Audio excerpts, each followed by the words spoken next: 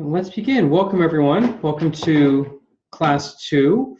This is going to be a graded class participation class, so everyone's going to have plenty of opportunities to get a good participation grade. If you want to make it super easy, turn your cameras on, and I sent you the formatting for your name in the participation box.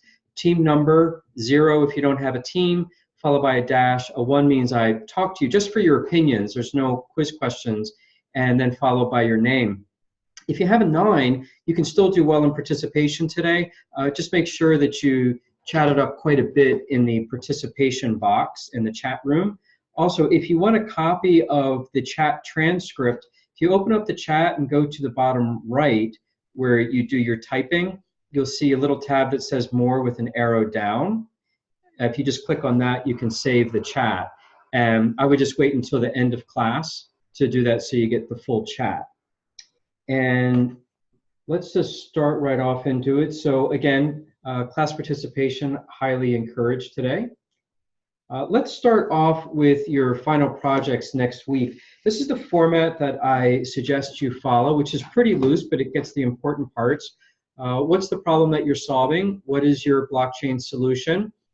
Please keep it simple. You don't have to figure out everything in the world or make it perfect. But if you dive in on one thing, that would be better for you.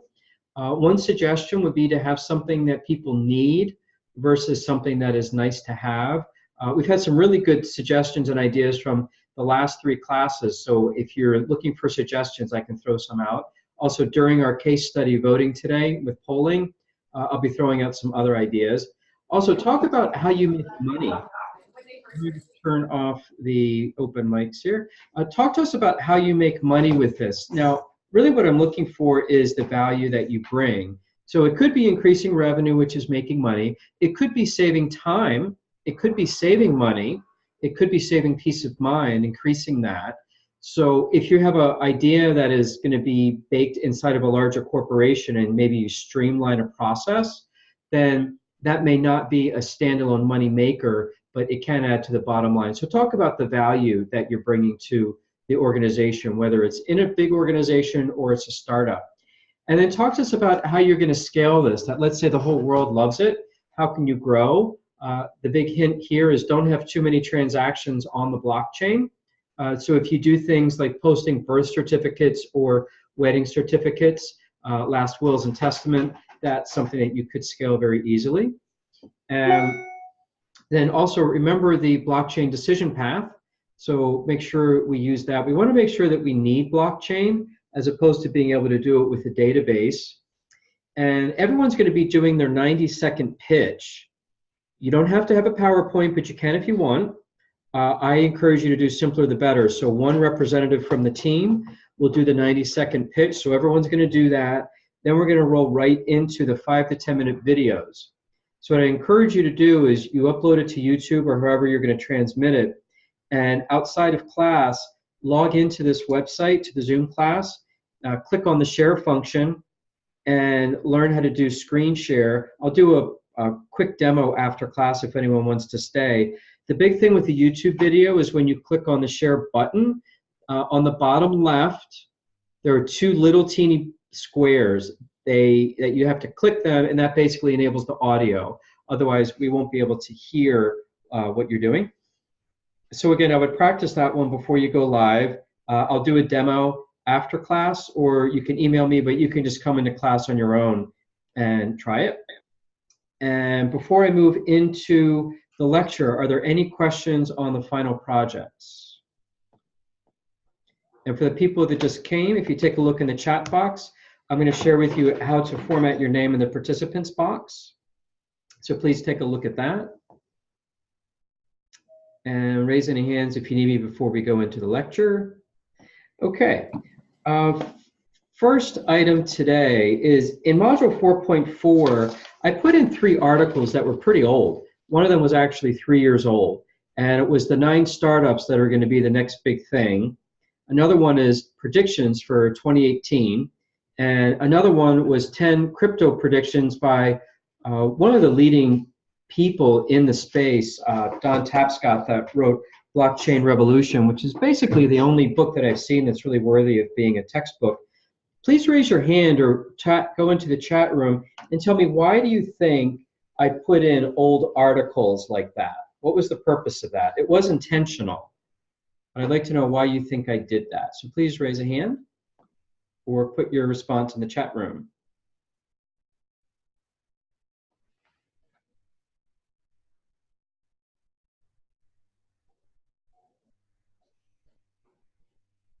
And while someone's doing that, I got a private chat asking, how do you explain revenue stream using blockchain technology? What you can do is that you can create a token and someone has to pay you to put transactions onto the blockchain. So basically someone's paying you to store those documents or store that transaction ledger. You can charge someone to use your supply chain blockchain as they ship something, or you charge them to put wills on. So back to the old article question. Old article demonstrates how quickly things are moving to show usually the expectation rate and the adoption rate are not the same. Excellent. By the way, there are no hard and fast answers in today's class. Everything is going to be opinion-based, which is why I want everyone to share with me what you're thinking, because there's not going to be one right or wrong answer. So yes, these are perfect answers. What I was also adding into the old articles they were all prediction-based. And the tone of all of them are, this is going to happen, you're behind, you need to catch up, and it creates a lot of anxiety and jealousy. Oh, I don't know enough about blockchain. Oh, I've missed the boat. I need to catch up. Virtually none of these predictions actually came to pass. And the reason I wanted to demonstrate that is it is new technology. It's not really settled out where this thing is going to land. It does seem that supply chain seems to be a bit of a no-brainer in the corporate space. Pharmaceutical companies are definitely interested in it. Food companies like it for traceability. So the idea of tracking a physical good or a digital good as it's going through the supply chain seems to be an easy one. However, we don't know. And what I want to do is have you have healthy skepticism that the next time you go to a party or a networking event on Meetup and people are using all this blockchain techie talk, don't be intimidated. The more techie talk people use at these events, the less they know, in my experience. I've had a hard time finding anyone who's really making money at blockchain. So I want you to be able to look at something critically and say, yeah, you might be using blockchain, but you're not using it the right way, or you don't need it, or I don't see how you're making money at it. So the whole purpose of this exercise is that you start to look at things critically as opposed to feeling like you've missed the boat. So now let's take a look at what's actually happening in the news today. So this week, January 17th, about a week old, SAP came out with using blockchain to track counterfeit drugs with a blockchain tracker. So $7 billion worth of pharmaceutical products get returned to the wholesaler for credit. I don't know whether or not they get resold. If the packaging is intact, I'm not sure. The article didn't talk about that. But what if it was counterfeit and they do resell it and it's bad? Then what happens? So blockchain can help with making sure that the goods that come back are the real thing. So if they get resold, you're not tainting the drug supply. Also, if you're going to credit people back for the money that they are supposedly owed, if they really bought the product, they deserve a refund because that's what pharmaceutical companies do. However, if they are fake, then they're getting scammed. So they want to know that. And that's basically what SAP is starting up with. So here are the goals that they're having by getting into the blockchain space. One of them is, and we talked about this last class, is they want to help companies take real-time patient data so that healthcare providers can look at it quickly. So if you get a heart attack, dial 911, the ambulance driver could put onto the blockchain my vital signs, or maybe I have a family history. Maybe this is my third heart attack or my fifth. All this information that could go to the ER doc before I actually get there. Pharmacies, any drugs that I'm taking, that could be sent to the ER doc. What if you go on vacation and you had your drugs were filled in Japan and you get hit by a car in New York City and you're unconscious and they want to give you drugs to revive you, but you might have allergies and they don't want to do that to you. So if there's an app that has your pharmacy information on it, that could actually save your life. Also, what if you got stopped at customs because you put all of your pills into one bottle, and now you have this little salad of different pills, different shapes and colors, but no prescription? And you go into a country that would just love to ping you for being a drug dealer. Well, if your pharmacy information was on the blockchain, you could say, I have valid prescriptions for all of this. I can't tell you how many times people just go through customs and I see them getting stopped with bottles of pills and they don't have any information on them. The next one is government regulations, where they're asking for a unique identification of medicinal products. So this is something that's interesting, that government regulations could give you opportunities. So SAP is trying to basically put like a QR code on every bottle or vial of medicine so that you know where it came from and you can track it. Also, in the United States, we have the Drug Supply Chain Security Act. Again, it's making life easier for pharmaceutical companies to comply with government regulations by putting it on the blockchain. So now what we're going to do is have a quick vote as well as a discussion. And with the polling, I want to ask you, do you think that blockchain for tracking drugs is a good idea? Or no, using blockchain to track drugs and pharmaceutical products is not a good idea? And C is I don't know. Anyone who votes C, I am going to invite you to chat with us about your thought process, because I want to stimulate conversation. I'm also looking for some controversy. So take another 5 seconds. Yes, I like drugs on the blockchain. No, I don't. C, not really sure. And let's see how we did. Wow, 89% like it, and 11%, one person does not. So I'd like to invite the one person that didn't want it on the blockchain to raise your hand or put into the chat room why you voted no. I'm curious, because I want to have different points of views. Now raise your hand if you would be willing to share with us why you did vote the way you did. And again, this allows me to give you participation points for your final grade.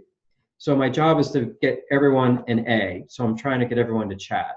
So feel free to raise your hand. Naoko, go ahead. You can open up your mic, unmute, and share with us your thoughts. Yeah, from my experience in Japanese hospital, some patients cannot come to the hospital because of their jobs and their too much tiredness, and also sometimes like community, like transportation problems.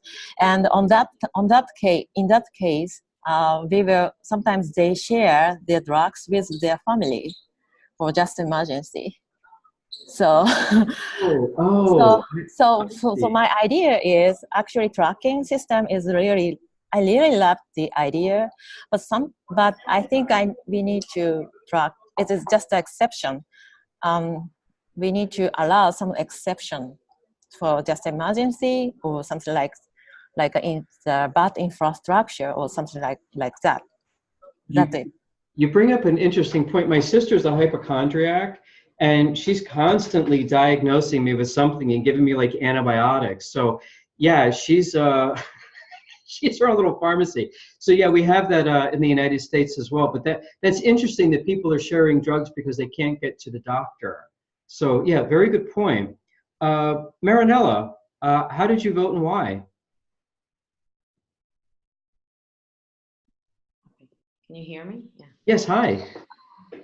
No, I think it's kind of related to what we were talking last class, that is to avoid any type of allergies and stuff like that. So if you can follow what drugs at least I used to take or I was giving, at least you're minimizing the malpractice, and also controlling, what drugs it's handling by the nurse, what drug is handling by the doctor, because I think it's different depending on what type of drug they're able to give or not, or even the amount. So I think that could be a benefit not only for the customer, but also for like the institution itself as a hospital, and the doctors to at least have a control and have it more like clear on the amounts and what given or not. Great, thank you. And let me call Rachel. Hi, Rachel. Hi, yeah. Can you hear me? Yes, welcome. Thank you. So I was thinking somewhere along the line, because our team is actually doing in the medical space for blockchain. And we think about, tracking the prescription with blockchain. The benefit would be, how in the US, a lot of people are faking prescription drugs or those type of letter to pick up the prescription. So therefore, with the blockchain, they could just, verify like, all right, so you have been using that, or you are prescribed by your doctor, therefore we'll give it to you. Otherwise, then I think the other problem would be the sharing part that we haven't really come up of how to solve that. Rachel makes a great point that as of, I think, 2 weeks ago, the #1 cause of death for young people, meaning under 50, is drug overdose in the United States. It's no longer heart disease or cancer, whatever the #1 had been. Drug overdose just got the #1 spot. And one thing that blockchain can do is the doctor shopping. So let's say that I get my fentanyl prescription, I run to CVS and I get it filled. But what if I had a photocopier and I take a picture of it on my phone, make up some story, go across the street to the next pharmacy and try to get the same prescription filled? If those prescriptions are logged onto the blockchain, someone can say, hey, you just filled this 10 minutes ago across the street. So that is something that blockchain could actually prevent. So excellent. Next is ideas that you're going to be getting that I suggest you take a peek at is when government regulations come out, a lot of them are for compliance and transparency and verification that something is what you say it is. Blockchain could do a really good job of perhaps allowing companies to be compliant with new government regulations, which means you could have an instant business with a lot of customers. So imagine something that is very expensive that needs to be tracked. You could be the person that does that. So the person that's tracking the fentanyl prescriptions, well, who's going to be your client? Well, it's all the pharmacies around the world. Imagine that. And you can partner with pharmaceutical companies. So there's actually a lot of opportunity here. They might not be the most interesting ideas because they might not float your boat, but government regulations would be an interesting way for you to take a peek at, hey, how could blockchain help people comply with government regulations? One idea we came up with in last class was the cannabis industry, that edible cannabis products have different potency depending on how much THC or CBD or just how it was grown and strained. What if you could have a classification system that would compare products on a comparable basis? So maybe one little chocolate from one person in an edible would be equal to one large brownie from someone else. Would there be a way to standardize this? And if you can, it will allow people like Philip Morris to buy into the cannabis industry, which they want to do, but right now they're not going as heavy as they could because there are standardization issues and they don't want to get sued by people that have a bad experience. So now let's go over to another issue. This one gets super touchy. Ford Motor Company has just launched a blockchain pilot with IBM to ensure ethical sourcing of cobalt.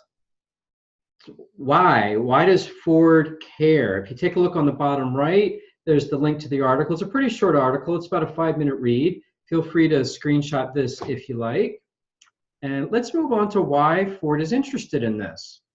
Well, the problem is that there's a lot of child labor in mining cobalt. Okay, again, why does Ford care?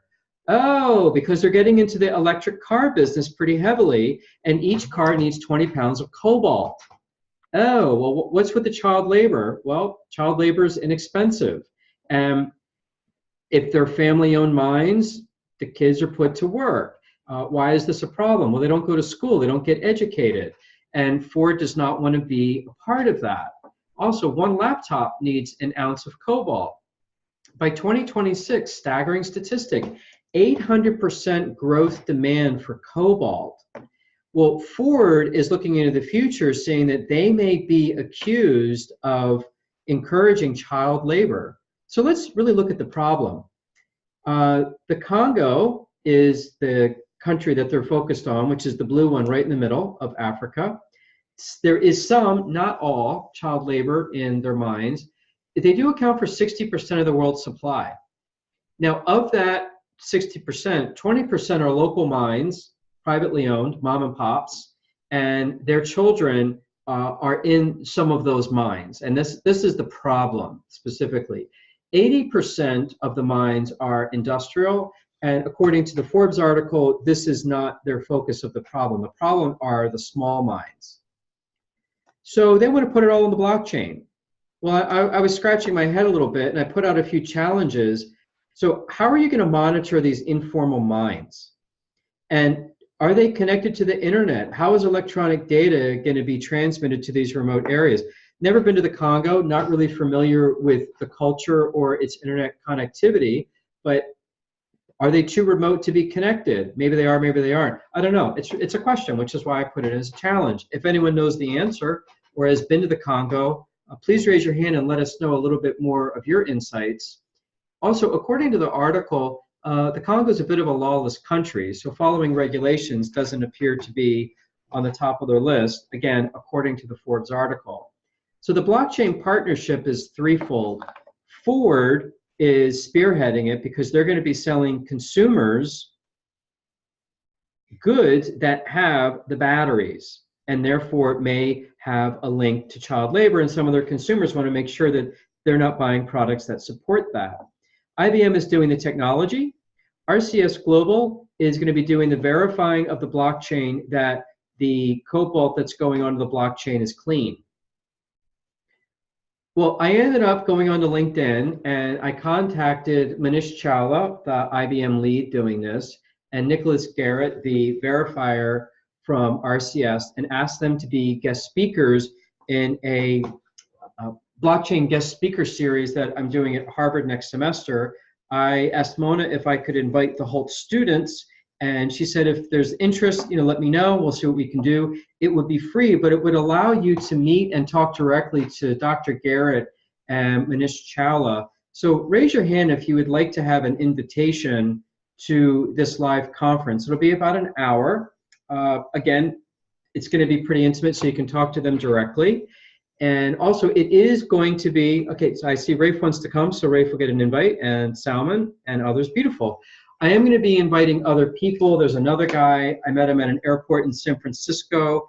He's a CEO of Ron Motor Group. They have hydrogen-powered cars, and they have a partnership with China. They're going to be on the blockchain. I've invited him. So yes, I will send all this out. Also, the link you already have to the 23 guest speakers that were pre-recorded, this is going to go onto that same YouTube playlist. So if you can't make it, then that link is going to work. They're probably going to be our guests in, I'd say, about 6 weeks. So now let's dig a little bit further into the blockchain issue. So what they want to do is a small test. So they have industrial mines, and they want to trace it from the mine to the smelter. So what they want to do is trace it to a cathode plant called LG Chem, and then track that to South Korea where the battery's made, and then track that to the Ford plant in the United States. You're going to have your immutable audit trail, all the corresponding data, everything that you need to know. So in a nutshell, to break this out, this is more detail on what they're trying to do.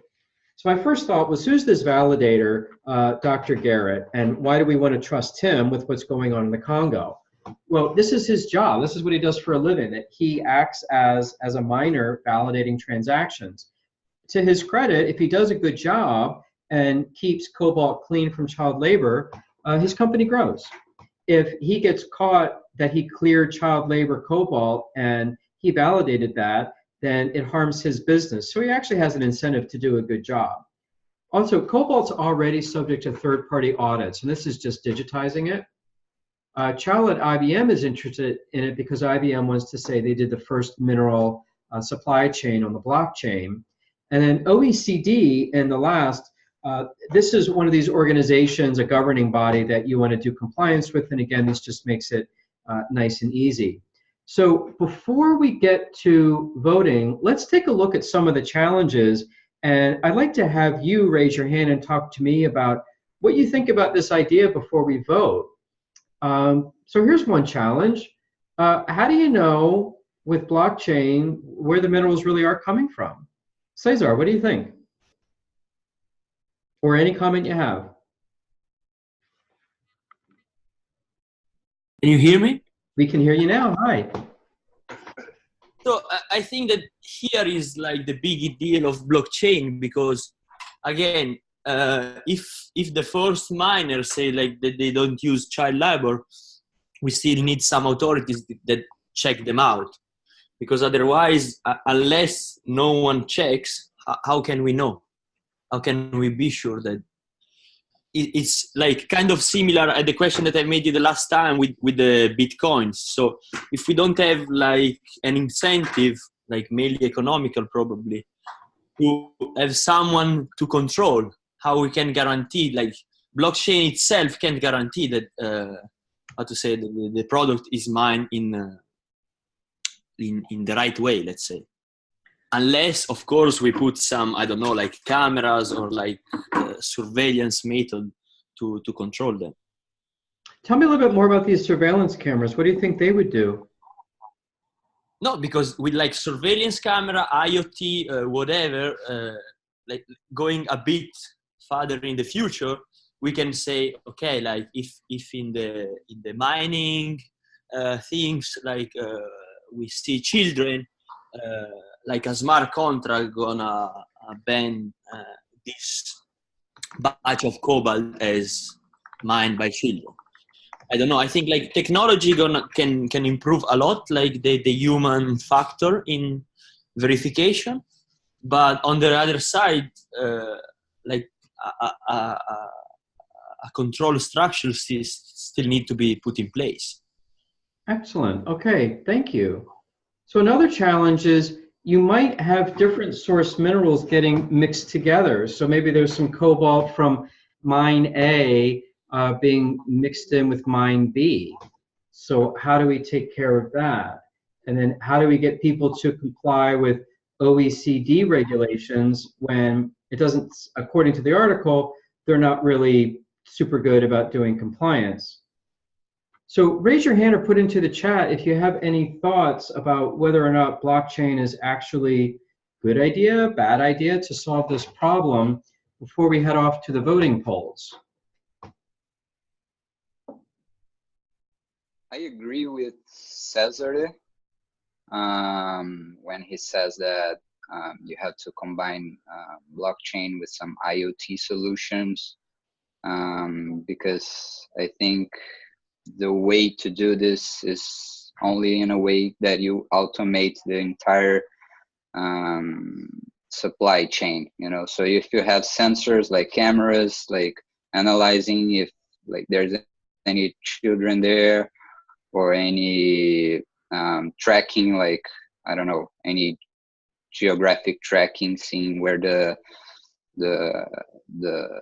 material comes from, I think that's the only way you can tell if the initial data is right or wrong. Because if it's wrong in the beginning, then the entire blockchain doesn't help. Okay, thank you. And Marinella, what do you think? Yeah, I actually have like doubts.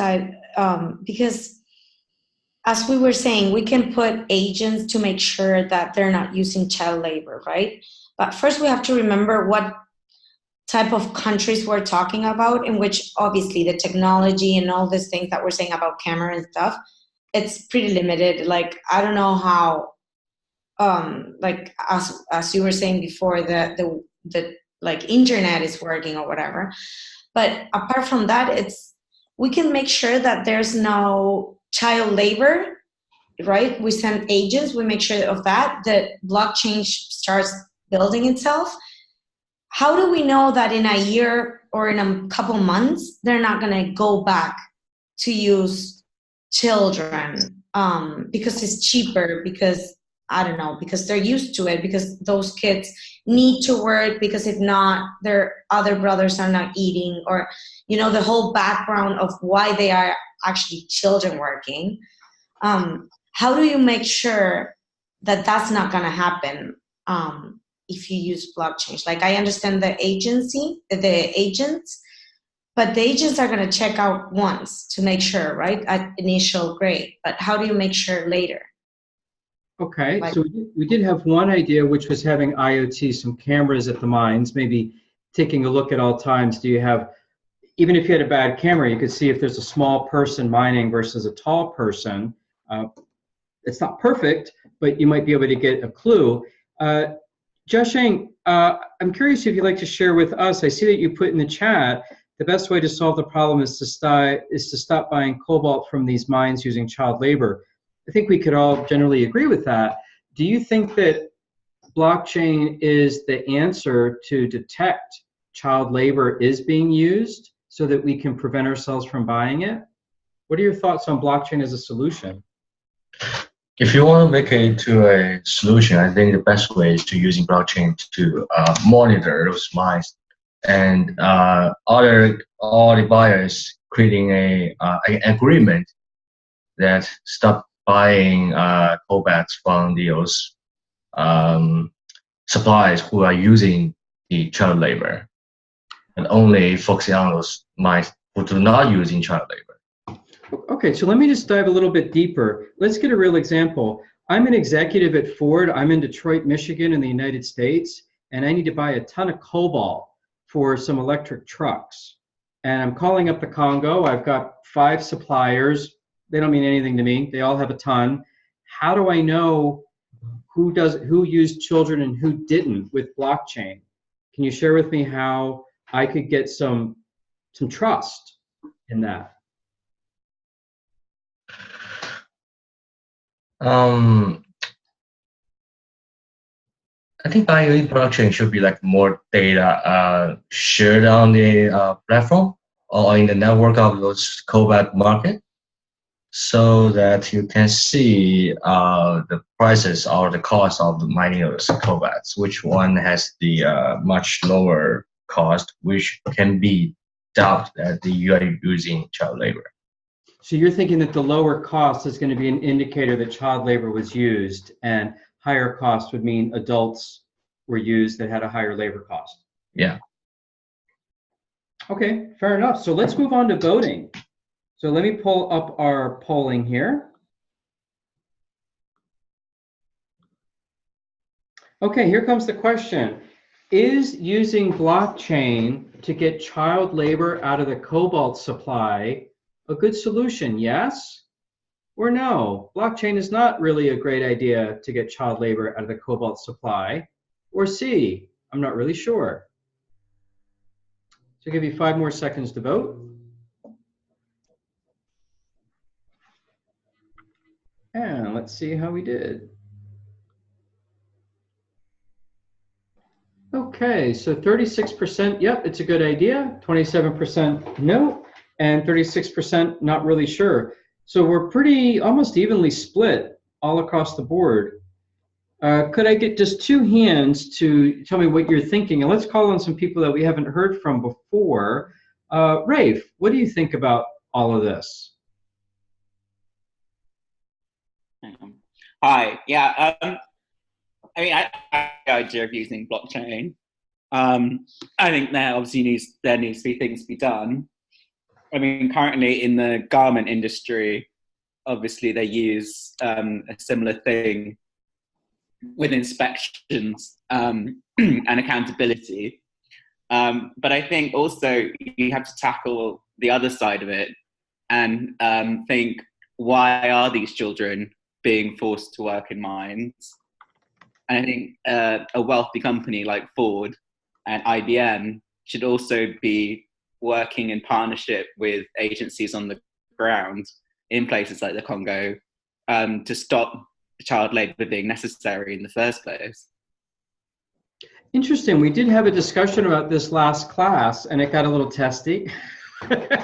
And basically, some people thought that there were children dying every day, and the article doesn't dig into that. Other people who, from the students that were in class, were from Africa who had not been to the Congo, but said that it was an education issue, that they weren't going to school because they were working in the mines.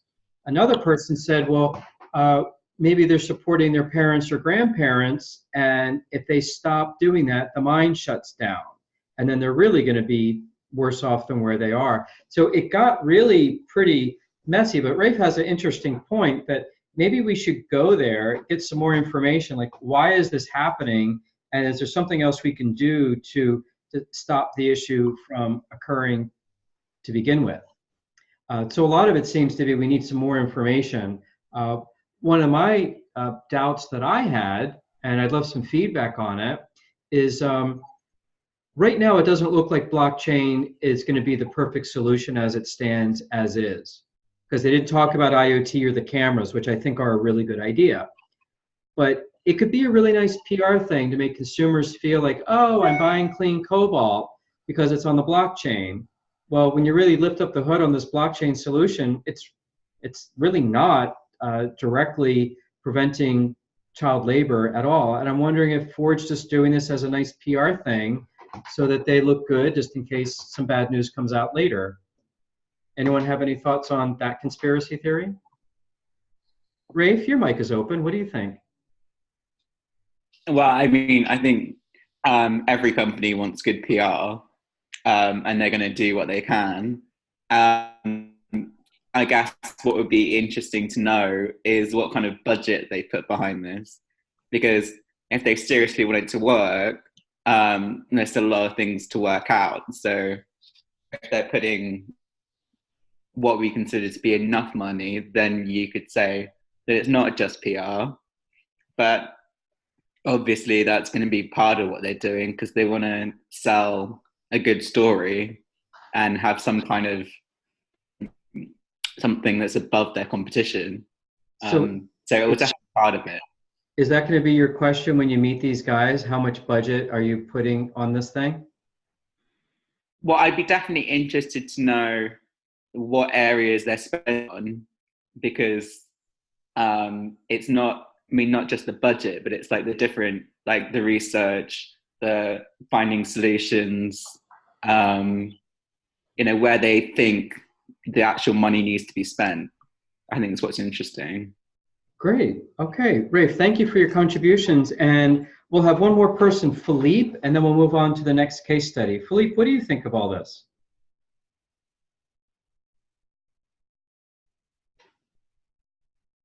I think that it could work as a pilot project and as a PR thing to show to customers and to the public in general.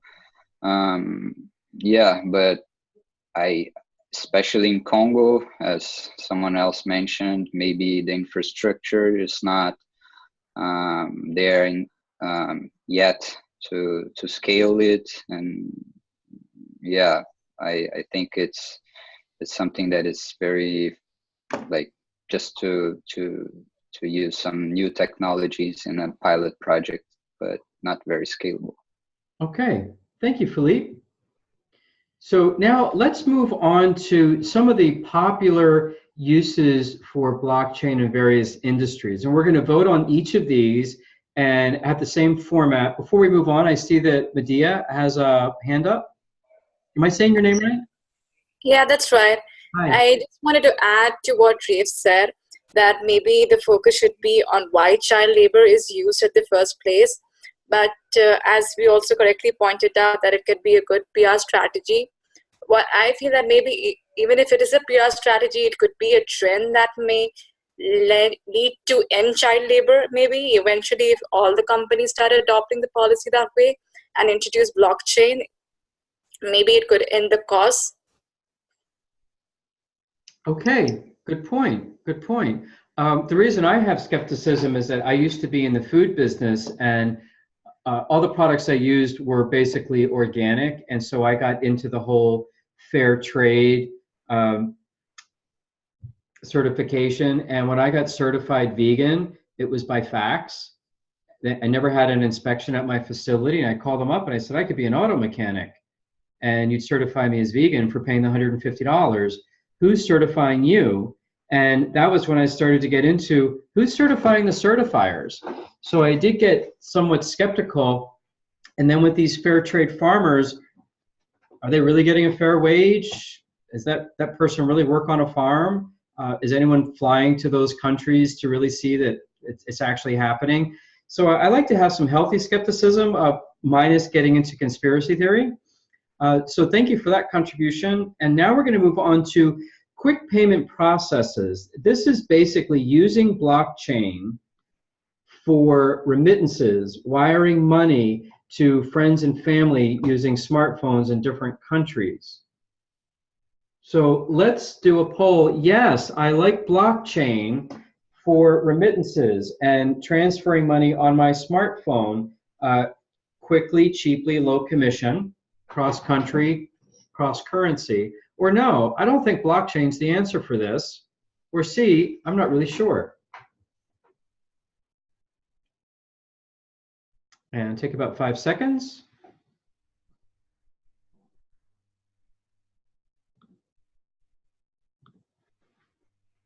Okay, 75% said yes, 25% said no. All right. So let's have a hand raise of why you voted the way you did.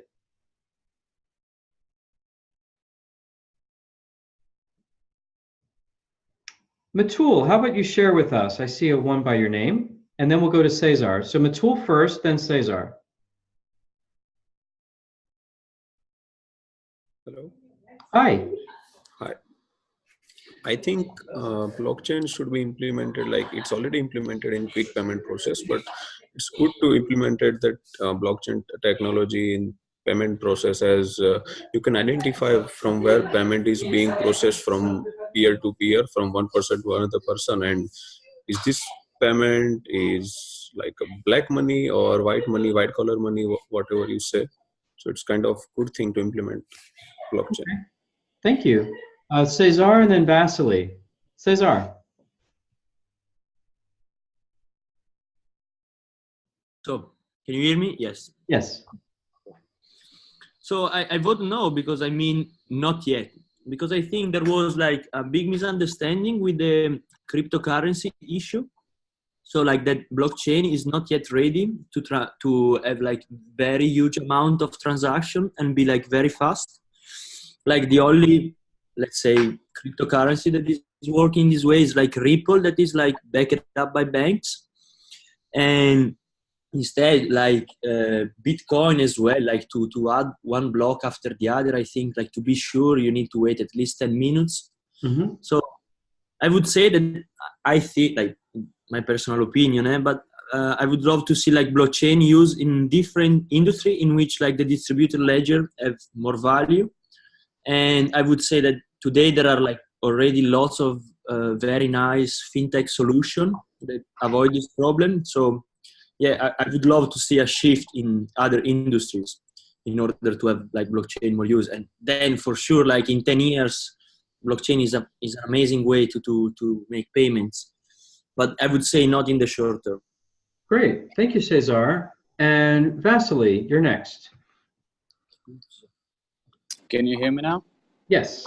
Yeah. So yeah, I actually I agree with Mitchell, because yeah, it seems to be pretty tricky, because the idea of avoiding a middleman in terms of exchanging money and stuff, that's a pretty that's a huge advantage, because so it might be no commission at all, and it's faster and no restrictions for transferring, and it's pretty useful. That is really cool. But still, I'm concerned too about just transferring the black money, so you cannot really track this out and track this down. I mean. which Okay. is a concern. But yeah, but still, like I still voted yes because I found it really insightful and useful. Yeah. Great, thank you. So now let's move on to the next question. Electronic voting. Do you think that using blockchain for electronic voting is a good idea? Yes. Not a good idea? No. Or C, I'm not really sure right now.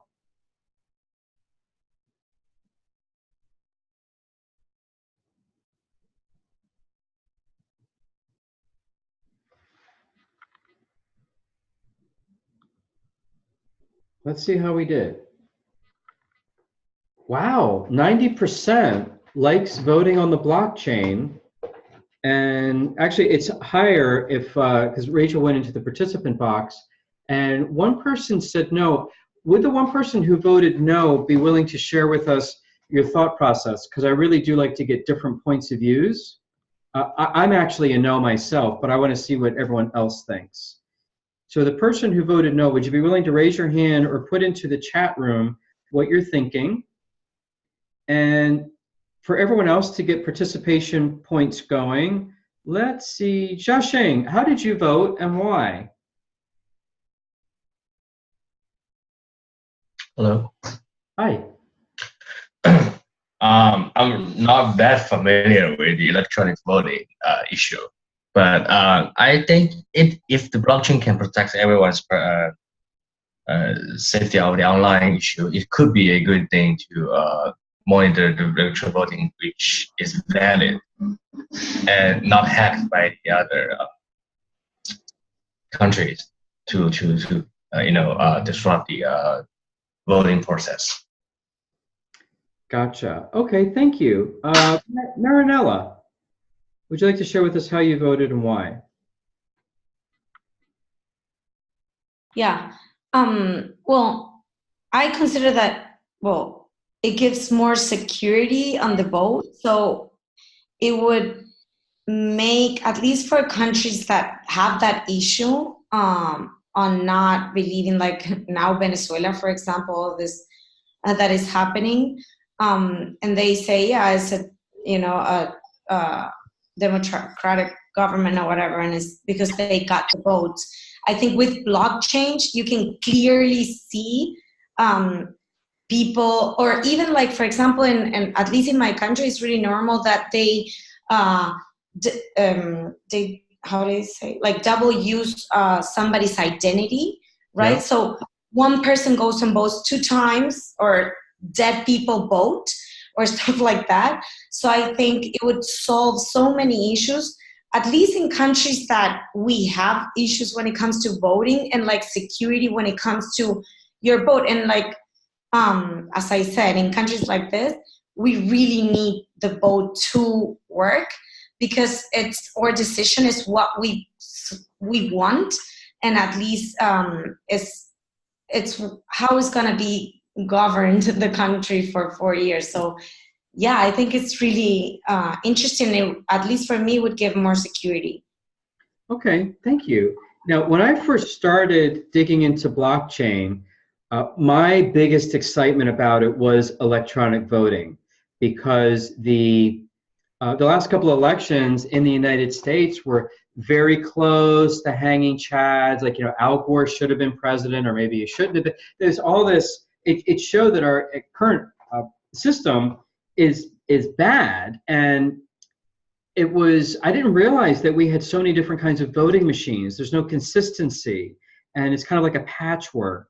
And there's different rules for different states. So I thought, oh, one system, can't mess it up, will be great. And then I went to China, and one of my friends runs a coding camp there. Loves blockchain, loves anything electronic. He doesn't like voting on the blockchain at all. And I like to be open-minded, so I said, hey, tell me why you're wrong. Tell me that wrong opinion. And he had an amazing point that I wanted to share with you.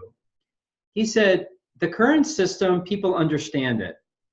They might not trust it, maybe it's not perfect, but they understand it. Blockchain, they don't understand.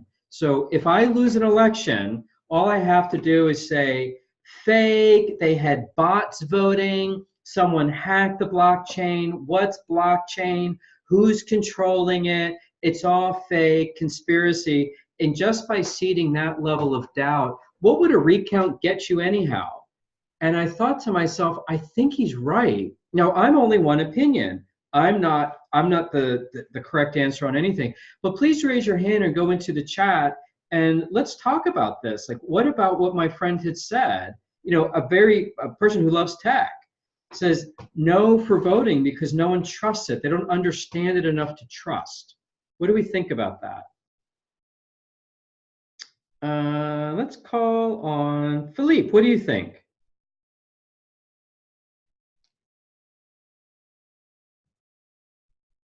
Would you be willing to share your thoughts that you've just put in? Yes. So I just want to share the experience in my country, Brazil. We have like our system is 100% electronic, but like since I don't know 2000 and the early 2000, but I have a hard time to believe like how a developing country has one of the most advanced voting systems in the world. So I think that in my case, blockchain would give me the trust that I'm looking for in this system. But I don't know if the entire population would understand this or not. Okay. Now here's something I'd like to throw out. This is actually being done. If you have a really big idea, such as national voting with blockchain, and you have too many people saying, oh, it's too big of an idea, too much to change to do it, you can do it on small levels. So here's one small level you could do. You could have blockchain voting at Hult when you vote for elected officials at student council. You could have electronic voting for, hey, should we have a Hult day off, have our own little Hult holiday? And you could do voting that way just to kind of get people used to downloading the app, seeing what the results look like. Vanguard and a lot of investment securities. I do a lot of investing, and now I'm getting proxy voting. Instead of getting my ballot in the mail to vote for whatever stock I'm owning to see if they should be on the board, usually it's to be putting people on the board. It's a shareholder vote. Now I'm getting these links for blockchain voting.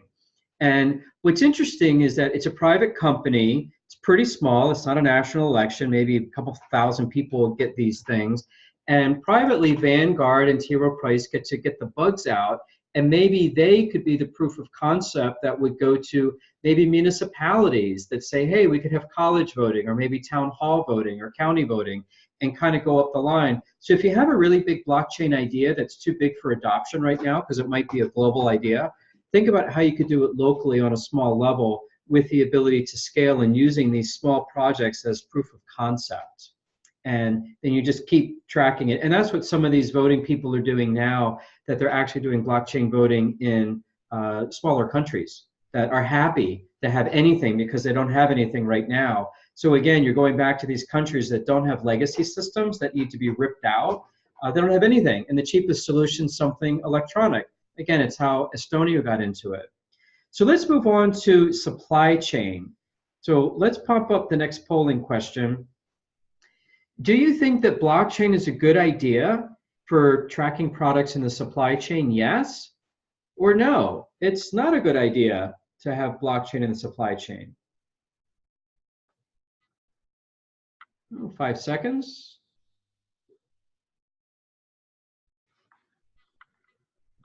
Let's see how we did. Okay, 85% say yes. One person is a no, and one person is an I don't know.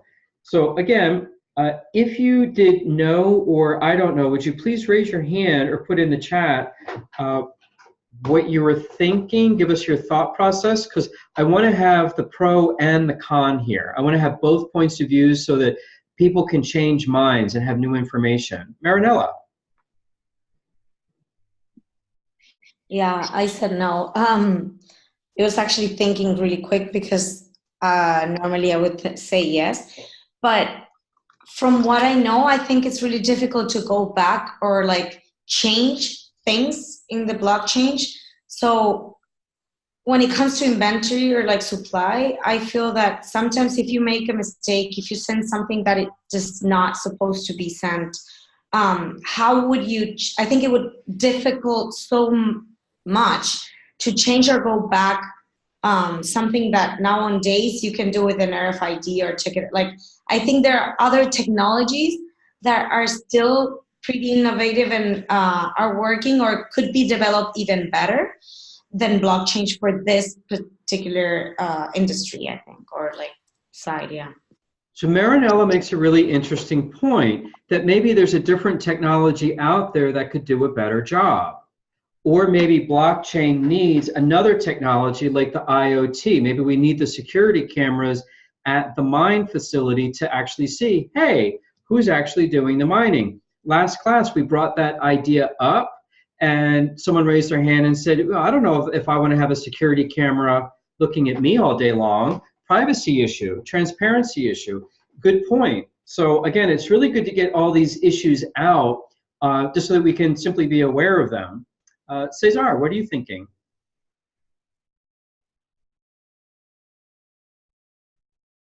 I am. So yeah, like I agree with Marianela on, let's say, her field, but when I think about supply chain and how it can be, let's say, revolutionized with blockchain, I'm Italian, I love to cook. And there are like some products that like for, let's say, law needs to show like their destination. For example, like fish. On fish labels, you need to show where the fish was catched. But usually it's under an acronym, or like it's difficult, let's say. You have to go home, take your computer to see where the fish was actually catched. And so it doesn't help you in the decision process, like, for example, inside a supermarket. Instead, I think that if we can combine like the supply chain with like QR code and like with just a phone, in a very simple way, I can see when, where, like my fish was catched, transported, and processed. I think that this can help a lot, like in transparency to a lot of goods that are a little bit borderline. Another one example is like eggs. I don't know if you know, but like there are like 4 or 5 ways to raise eggs, and you can recognize it only by a code. And maybe adding some more information to it, I think that can be a big plus. Okay, thank you, Cesar. Actually, you bring up a really good point, and this is one of the few blockchains that exist that I think is actually making money. It's called Provenance, and they do exactly what Cesar said, that it is a QR code. I actually know someone that's using this. He is a fisherman in Boston. Can you repeat the name? Provenance. I put it into the chat. Oh, yes, please.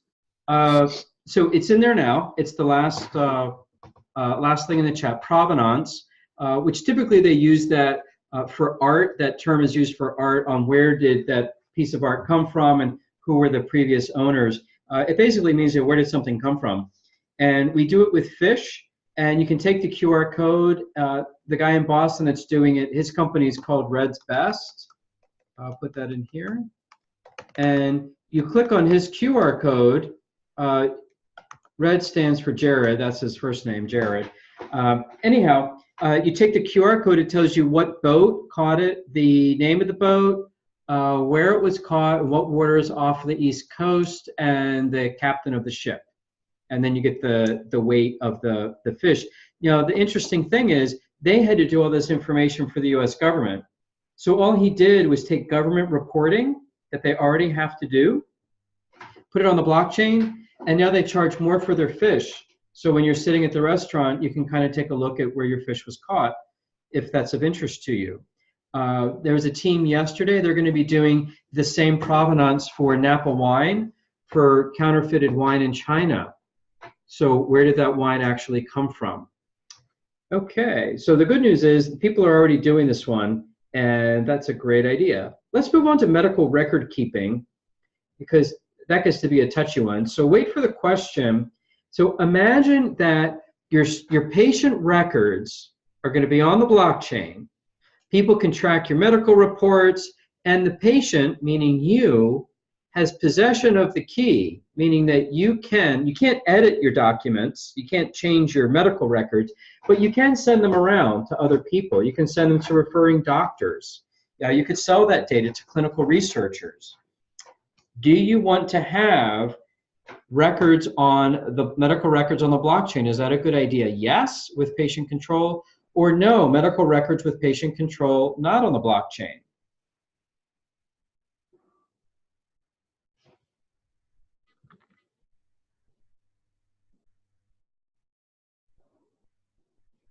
And also to answer Vasily, yes, Vasily, Walmart is using tracing for mangoes. There's a good video. We've actually invited Frank Zialis is his name, it's Frank something at Walmart to be part of our guest lecture series. So yeah, he's a big fan of it. He's doing that with IBM. So let's take a look at our results on medical record keeping. 75% yes, I want to have that with patient control. 8% no. And 17%, not so sure. So let's do another share on what you're thinking. So please raise your hand if you would like to share with us how you voted and why. And let's start with Rachel, because I see Rachel's not able to get the polling function. Rachel, would you like to share with us how you voted and why? Yes, I mentioned earlier that we are in the medical space for our group project. And we thought about it, about how to have, all of your personal data from your like birth certificate all the way to your DNA or blood sample. So then if you were to go to a different hospital, you don't have to search for all the information that you usually share or need to share with your new doctor. So in that case, then it's already been verified and they could just kind of, in a touch of a button, and then voila, you have all the information that the hospital needs. So that's kind of along the line that we're thinking of. Great, and to add to that, you're welcome to use this. One of the students in the last class said that when he goes to the dentist in different countries, he has to get the same x-rays taken over and over again. And if that was a CAT scan, I think a CAT scan's a couple hundred x-rays in one shot. If you keep getting CAT scanned, you're going to be glowing. So there's something to be said about preventing retesting if some of those tests can be dangerous or cause more harm than good? Yeah, that is true. But I believe something with x-rays and stuff, it is not valid after 6 months of use. So therefore, if you have it on file for, it's already 6 months old, then you still have to take another one because it might just, your body changes, etc. Oh, I didn't know that. Well, thank you. Well, you get extra points because if anyone can teach me anything, that's really good. I like to learn too. So thank you, Rachel. All of my x-rays are expired. Medea, what are you thinking?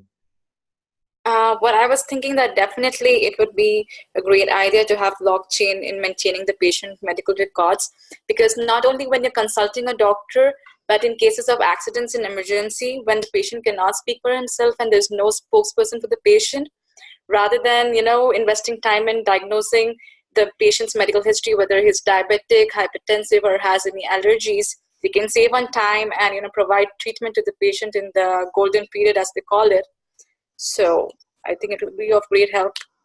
You have a great point there. There's also, what if you can't get a hold of your healthcare proxy, the person that decides if they're going to pull your plug or not? What if there's a blockchain project putting medical care proxies on the blockchain of whether to resuscitate or not? There's an idea. Thank you for sharing that. Naoko, what are you thinking? Yeah, from my medical practice, really important thing is the gene information.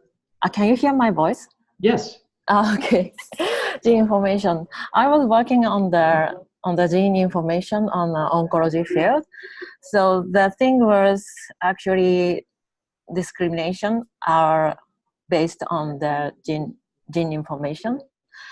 So sometimes I need to show my patient medical record to the insurance company because they need it they require us to show to get patient information.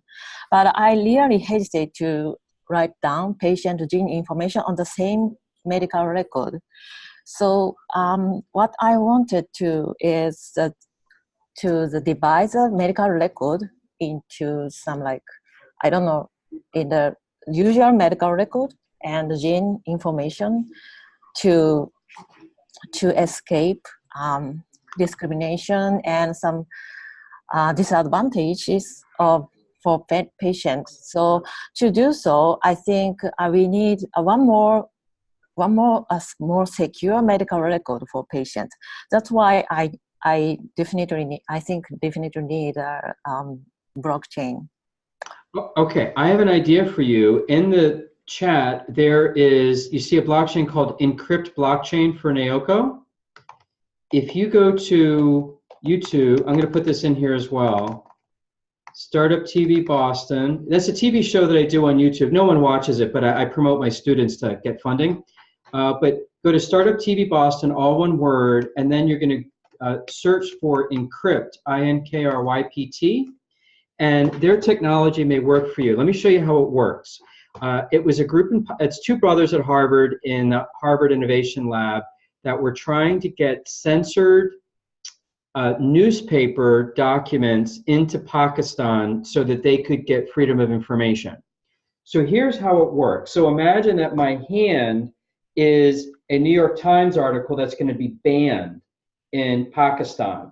So what they do is that they imagine now it's a bee swarm, and they separate all the words into separate little pockets of words. So like and, the, boy, all separated. They send them over to Pakistan and then reassemble them together as the article once they're over the censor border. So the way you would link it is, let's say that I have in a sentence, the big boy. Well, the word you want to send is big. The and boy anchors it as an identifier. And then you can send over boy ate bananas. And then you can send those 3 packets. So what you can do is take one patient record, all this data, split it up, and anonymize it. So the oncology data is over here, gender data is over here, age is over here, where they live is over here. And then there's going to be a master identifier to put it back together again. So you could think of like a bee swarm, and then it comes back together again. But this might help you get some ideas on the technology that you want to do. But what you can do is possible. There are also people that store different pieces of information. They split it up onto different servers around the world so that if someone hacks it, you're not getting the full document. So I think splitting up your data might be something to consider. So thank you for that. And let's move on to food safety in our last 20 minutes. So we're going to go to the next poll. So here's the next question. Do you think that we should be using blockchain to track food in our food supply if there's a food outbreak? Is blockchain a great solution when some tainted food hits the food supply? Yes, blockchain is a good solution for food safety and traceability. Or no, blockchain's not. Or C, I'm not really sure.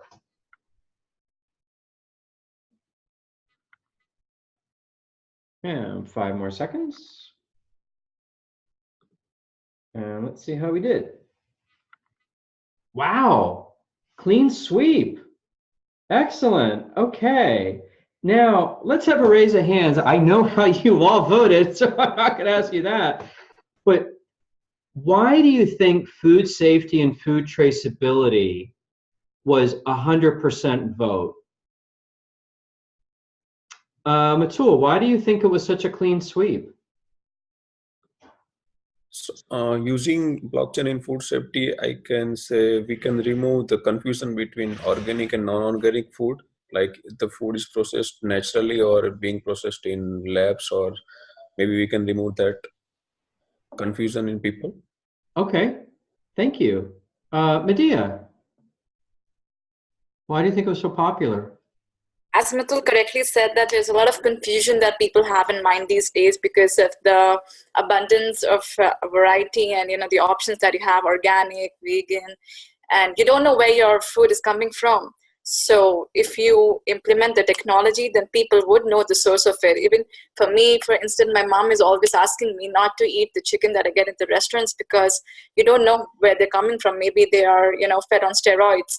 So at least when you go to the Walmart, you know that you're getting no hormone, no steroid, no antibiotic chicken. But when you're eating at the restaurant, you don't know where it is coming from. So definitely it is a global concern, I would say. Okay. Any other thoughts on, thank you for those contributions. Any other thoughts why you think that food safety and traceability, that everyone voted yes, that there wasn't anyone saying no? Why do you think it was such a clean sweep?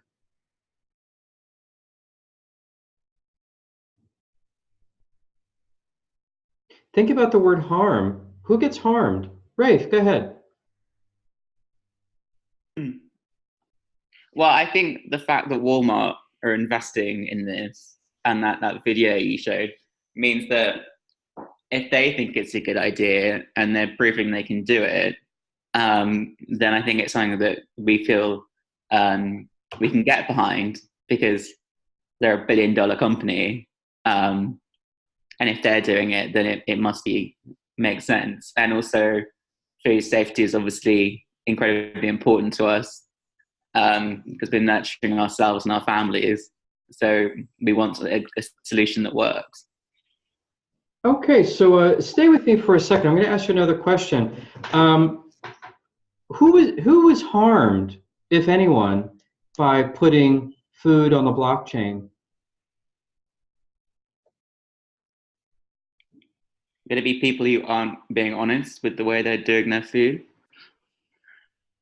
Okay, so bad people are getting harmed. Okay. What about, I'm thinking public health, because this is kind of like a public health solution. So who in the public would be harmed by this, or maybe don't like it, or some bad stuff happens to them?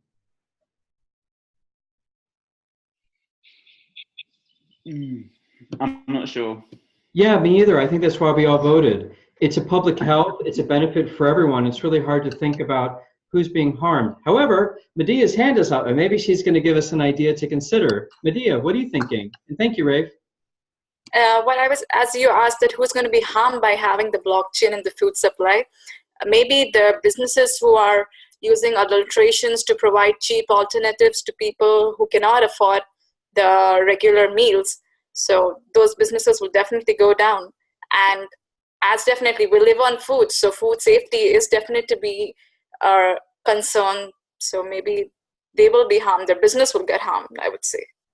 Good point. Actually, when I was in the food business, which I wouldn't recommend, it was a lot of fun, but it was the hardest I ever worked for so little money. However, I did try to supply the school system in Boston, and I met some food suppliers, and I found out there was one person who had conventional fruit, and he would go into dumpsters at Whole Food, and he would get empty organic boxes and dump his fruit in there, deliver it to the school system, charge them double, saying that now you have organic bananas, organic peaches, etc. And all he did was go into dumpsters around Whole Food in Boston, getting empty organic containers. And this guy got away with it for years, and people knew that he did it. So it was like, it's like shocking. But yeah, the blockchain might help knock that out, because the QR code would be on the box and someone would be scanning it twice. They'd say, hey, we've already scanned this once. It was at Whole Foods. That's where it went. Well, why is it now at the school system? Something happened. So blockchain would actually work in that example. So thank you for bringing that one up. And now let's move on to the next idea, which is going to be asset ownership or wills. Do you think putting wills, last will and testament, documents like birth certificates, marriage certificates on the blockchain is a good idea? An immutable record? Or no, it's not a good idea, it shouldn't be there? and give you 5 seconds. And let's see how we did. Okay, 90% say yes. One person doesn't like it. Would anyone like to share with us? We'll take 2 people today on how you voted and why. Just raise a hand, or I'll give a call on people. Marianello, then Medea. Hi. Yeah, I think actually it's a great idea because, well, it's an emergent technology, right? So it's basically what had happened long time ago when marriage or borns were registered in the church, right? And they had paper document. Well, right now it's digital document that if those registers, you know, break down or whatever, it's really difficult to get. So basically giving security to all this documentation, and apart from security, making it global and making it more international. I think it's amazing, and I don't think anything bad could happen around it. And also about the data that you can get of yourself on the blockchain. So yeah. Okay, thank you. And Medea, then Naoko. Definitely, it will eliminate any ambiguity if there is, and also save time in legal proceedings and save people's money as well when they're trying to prove each other right or wrong, and they are sitting and wasting years over years or months over months getting the data right and proving it to be right. So if it is there on blockchain, then all of this is just eliminated and you don't have to spend that much of time and money. Yes, and also to Rafe's point from class 1, one of his concerns with blockchain were people losing their jobs. What about litigators, litigation attorneys in probate, that when someone died and we're all fighting over grandma's will, who's going to get the Mercedes? Well, we don't need to hire Johnny Cochran anymore because it's clearly on the will that, I get it. So yeah, some lawyers might have not as much business. And Naoko, last person on the subject. Yes, actually I subjected because thinking about the will and the marriage certificate, in our generation, actually, I don't need a paper document and I don't need certification because from my way of thinking, like the reality is the thing. So in my way of thinking, I don't need any even paper is not needed, is not necessary. So I don't understand why blockchain should be applied to this kind of thing, because even though it is expensive, I don't think it's meaningless. Sorry. Okay, I love it. I love all points of view. Thank you, Naoko. So now let's move on to digital identification. And here comes the poll. Do you think digital identification on the blockchain is a good solution? Or no, digital identification is not. Some examples would be, if your identification's on the blockchain, it could identify you in a refugee camp. When you go into the airport, you don't have to use your passport anymore. They would know who you are. What is another example of digital ID? Yeah, losing your passport mid-transit, they would know who you are. So basically putting your identification on the blockchain. Yes, good idea. No, not a good idea. And let's check this out. Okay, everybody likes it. Excellent. Does anyone have any digital ID usage cases that we haven't mentioned in class that you think you could use blockchain for? So we've already talked about you could use it to get on an airplane without any ID. Naoko, how would you use it? Let me unmute you. Yeah, actually I have a Japanese doctor's license on digital version. I had only a paper version. It's like a very big one in my parents' house. But it was really troublesome because when I get to the airplane, I couldn't do anything on the patient on the airplane. Then they required me to show something, some identification. So I decided to make some. And recently, Japanese medical consultation decided to make a digital version. So I finally last year I got it. I don't have now, but sorry. Excellent. That's a great idea. Thank you for sharing that. That also reminds me, a friend of mine was from Tehran, and he came to the United States to try to be a resident doctor, and he needed to prove that he went to school in Iran. And he couldn't because they never answered the phone. Yeah. Just didn't answer the phone. I remember your story. Yeah. Yeah. So yeah, I think there can be a lot of help that people can have with digital IDs. Yeah. So thank you for that. Now let's move on as we finish up on our last 10 minutes. This is regarding debate and discuss section on private permissioned blockchain. So imagine any kind of private blockchain. Who's going to control it? So to think of one in your mind, who should be controlling it? Who's going to enable the nodes for verification? What should the incentives or authentication of the transactions be? And does this go against what blockchain was designed for? So these are governance questions. So raise your hand if you'd like to chat with us about this. CR, go ahead.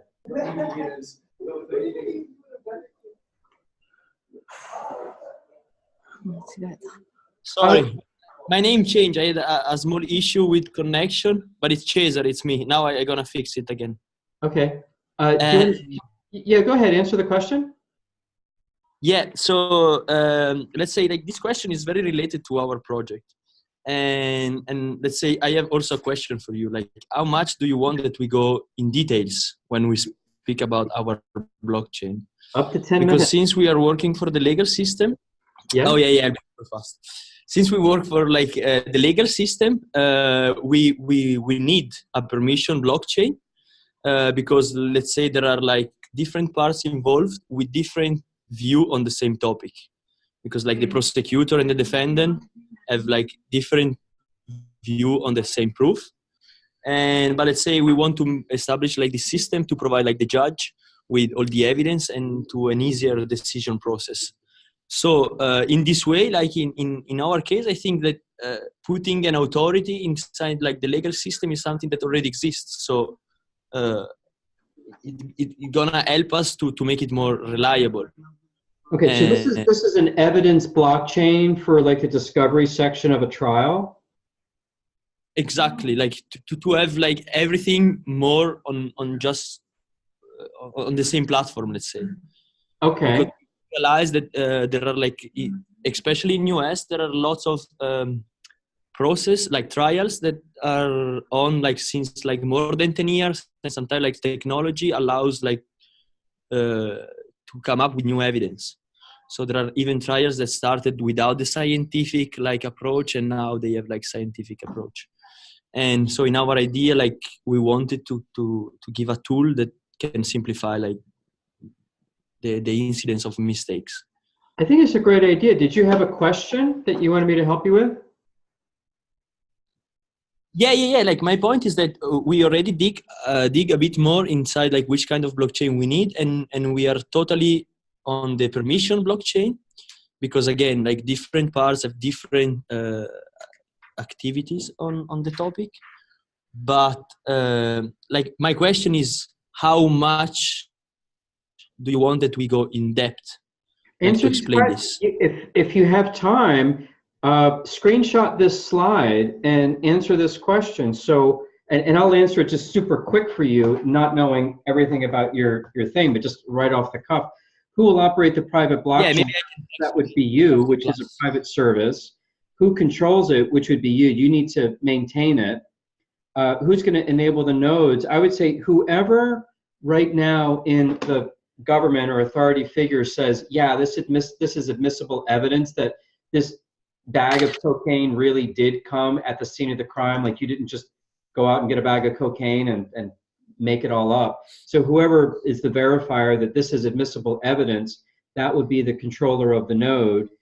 The incentive for the authentication of the transactions, you'd have to really negotiate that with the government and say, hey, look, we can really streamline government operations. Could you give us a private contract and pay us to train the people that say that, yeah, this is admissible evidence, and maybe train them to log it onto the blockchain themselves, or maybe pay us or allocate budget to hire someone in the government who's going to do that just for us. That will be one way. Does this go against the blockchain? I'd probably say yes, because you're going to have it editable. Because what if you say, oh yeah, you know, that bag of weed really wasn't on this case. We got it wrong, because there's going to be mistakes, and you want to be able to correct it. You can have an appendable one. Yeah, let's say that this was one of the main points, because we were like very scared about the thing that the blockchain is very difficult then to be changed. So what if like I misspelled the name of the convicted guy, or like I put like a wrong proof? So instead, having a permission blockchain allows us like to put an authority and also the possibility to manipulate it, like not in the wrong way. I think you have to manipulate it, because now you've learned everything you need to learn in class so far, right? Now let's get into the real world. Who's the client? It's going to be the judicial system. They're not going to trust you if you say, hey, we make mistakes because we're human and we don't fix those mistakes. They're not going to trust your data. So you have to have an append function. You know, you can note it that, hey, we put in, you know, Nella's name, N-E-L-O, and it's really N-E-L-A, and she's not the wife, she's the cousin. And so you can have the paper trail, but you do have to be able to correct it. So I would say thinking about your client and what your client needs is going to override the purists in the blockchain. And sorry for all the purists that I just said that, but I did. So, but I would have, yeah, append it. And you can append it through Accenture. That's the company that will do that. And let me put into the chat room how you spell that company name. Bear with me one second. And Accenture. Okay, and then we have 4 more minutes, so I wanted to give Naoko a chance, because I think her hand was up. No, Naoko, did you still want to say something about this control issue? Oh, you're okay? All righty. Okay, so we have 4 minutes left in class. We can either end early, or if there's anyone else that wants to share with us what they think about the permission blockchain and some of these issues. I will also be staying after class. And while we're here, let me get the, so does anyone have anything else that they wanted to chat about? And I'm going to pull up the Survey Monkey so that you can do that. Bear with me one second. So I'm on a different screen, so just open up your mic if you wanted to chat with me for a second here. +2, web link. Okay, copy. All right, we're good. Into the chat room. Here is the Survey Monkey for today's class. So if you could take a few minutes, again, it's the same as last time, 2 minutes. What did we do well? What can we do better? Also, I will be asking the dean if you can be invited to the workshops that I'm doing. There's also a coding workshop. It's going to be 4 sessions. It's free as well, teaching you very basic blockchain coding. And so I'm going to turn off the recorder. So that is going to be the end of